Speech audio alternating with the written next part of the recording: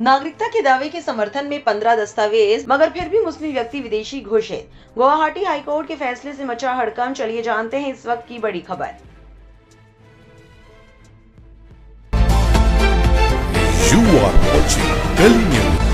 1951 के national register of citizen के record, कई voter list, school certificate, pan card और वोटर पहचान पत्र समेत 15 दस्तावेज पेश करने के बावजूद गुवाहाटी हाईकोर्ट ने असम के एक निवासी को विदेशी घोषित करने वाले फॉरेनर्स ट्रिब्यूनल के आदेश को सही ठहराया है। कोर्ट ने कहा कि वो अपनी भारतीय नागरिकता साबित करने में नाकाम रहा।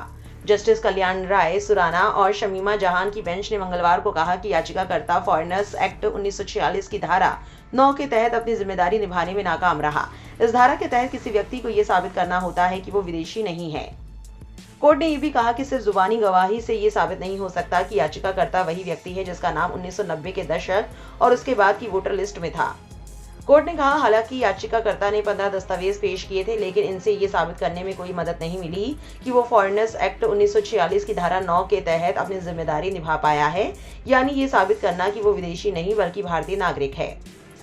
याचिकाकर्ता अमीनुल हक, जो किराए के घर में रहने वाला दिहाड़ी मजदूर है, उन्होंने फॉरेनर्स ट्रिब्यूनल के 28 फरवरी 2019 के आदेश को चुनौती दी थी।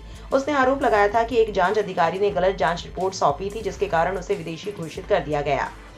याचिकाकर्ता ने तर्क दिया कि वो जन्म से भारतीय नागरिक है और उसने 1951 के नेशनल रजिस्टर ऑफ सिटीजन के सरकारी रिकॉर्ड के जरिए अपने परिवार की वंशावली बताई।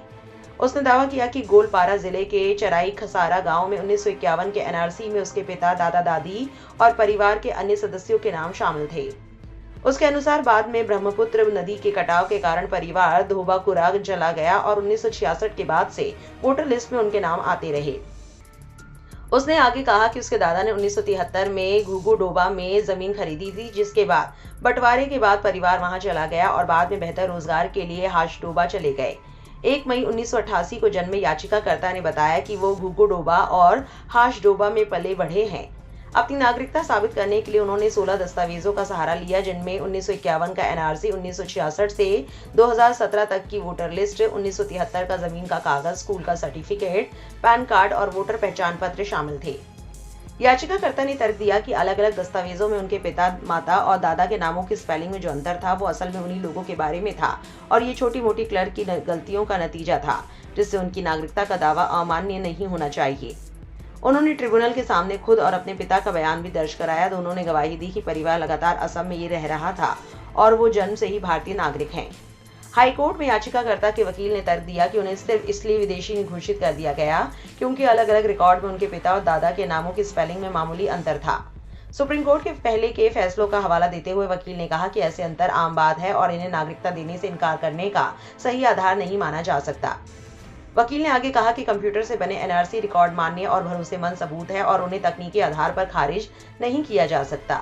हालांकि फॉरेनर्स ट्रिब्यूनल को दस्तावेजी सबूतों में कई कमियां मिली। उसने पाया कि 1979 की वोटर लिस्ट में 9 नाम थे, जिनमें से 2 के बारे में ये साबित नहीं हो सका कि वे याचिकाकर्ता के परिवार के सदस्य थे। उसे दर्ज उम्र में भी अंतर मिला। उदाहरण के लिए, एक व्यक्ति जिसकी उम्र 1979 में 25 साल दिखाई गई थी, उसे 1989 की वोटर लिस्ट में 29 साल का दिखाया गया था। ट्रिब्यूनल ने आगे कहा कि नाम 3 अलग अलग गांवों धोबाकुरा, घुगु डोबा और हर्ष डोबा में पाए गए, जिससे पता चलता है कि ये एक ही परिवार की पीढ़ी ना होकर 3 अलग अलग परिवार थे। ट्रिब्यूनल ने कहा कि दस्तावेज याचिकाकर्ता को उन पूर्वजों से संबंध साबित नहीं कर पाए जिनकी 1 जनवरी 1966 से पहले भारत में मौजूदगी साबित हो चुकी थी। ट्रिब्यूनल के निष्कर्षों को सही ठहराते हुए हाईकोर्ट ने कहा कि याचिकाकर्ता सबूतों को समझने में कोई कानूनी गलती नहीं दिखा पाया और न ही ये साबित कर पाया कि ट्रिब्यूनल ने किसी गैर जरूरी जानकारी पर भरोसा किया या लागू कानून को नजरअंदाज किया। ट्रिब्यूनल के आदेश में कोई गड़बड़ी या गैर कानूनी बात ना पाते हुए कोर्ट ने याचिका खारिज कर दी और कहा कि याचिकाकर्ता को विदेशी घोषित करने वाले ट्रिब्यूनल के फैसले के नतीजे कानून के अनुसार ही होंगे। गौरतलब है कि जुलाई 2025 में national law school of India university और लंदन की क्वीन मैरी यूनिवर्सिटी की एक रिपोर्ट में असम के फॉरेनर्स ट्रिब्यूनल के कामकाज में बड़े पैमाने पर मनमानी और उचित प्रक्रिया के उल्लंघन का आरोप लगाया गया था। Unmaking Citizens: The Architecture of Rights Violations and Exclusion in India Citizenship Trials को नागरिकता से वंचित करना, भारत की नागरिकता सुनवाई में अधिकारों के उल्लंघन शीर्षक वाली इस स्टडी में गुवाहाटी हाईकोर्ट के 1200 से ज्यादा आदेशों, सुप्रीम कोर्ट के अहम फैसलों और वकीलों व मुकदमेबाजों के साथ इंटरव्यू का विश्लेषण किया गया। इसमें आरोप लगाया गया कि फॉरेनर्स ट्रिब्यूनल अक्सर दस्तावेजी और मौखिक सबूतों को खारिज कर देते थे, गलत तरीके से निशाना बनाए जाने के खिलाफ पर्याप्त कानूनी सुरक्षा उपाय नहीं थे और वे बहिष्करण के आम जरिया बन गए थे।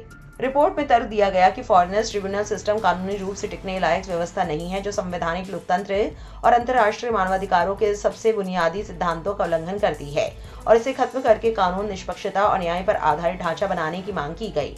इसी खबर पर रिएक्शन देते हुए जावेद ने लिखा, असम के एक मुस्लिम व्यक्ति को विदेशी घोषित कर दिया गया है, जबकि उसने 1951 के एनआरसी, कई दशकों के चुनावी रिकॉर्ड, आधार, वोटर आईडी, पैन और यहां तक कि पासपोर्ट सहित 15 दस्तावेज पेश किए थे।